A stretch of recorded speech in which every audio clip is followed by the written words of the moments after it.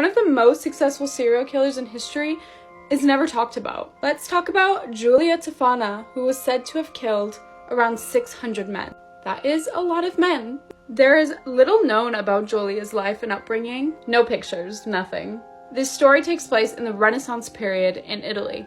Back then, women didn't really have any rights. Like, at all. They were usually forced into arranged, loveless marriages. In this time, when you got married, your husband owned you. Men had full ownership and control over their wives. Husbands would often beat their wives without any consequence. And unfortunately for the women, divorce was basically non-existent at the time. It wasn't even an option. So safe to say there was a lot of women stuck in abusive and loveless marriages with no way out. That's until Giulia started her little business. Giulia created an odorless, tasteless, and colorless, undetectable poison, and she put it in makeup products.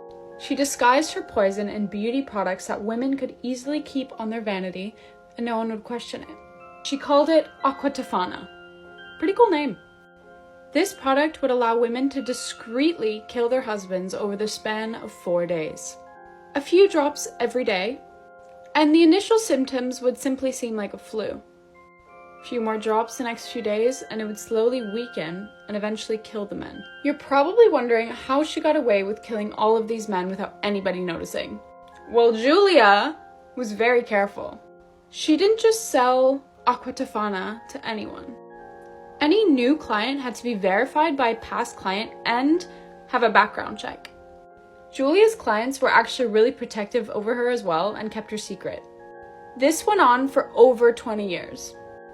Giulia would also coach the women on how to act around the days of the poison. After the first day, when the husband starts getting the flu symptoms, to act really concerned and call a doctor. The doctor would come and assume it was just a basic illness, give them medication, and leave. The key was that the women were the ones to call the doctor. They had to act concerned, anxious. When the husbands would eventually die, the doctors would be baffled. And the key to all this was that the women were told to demand an autopsy.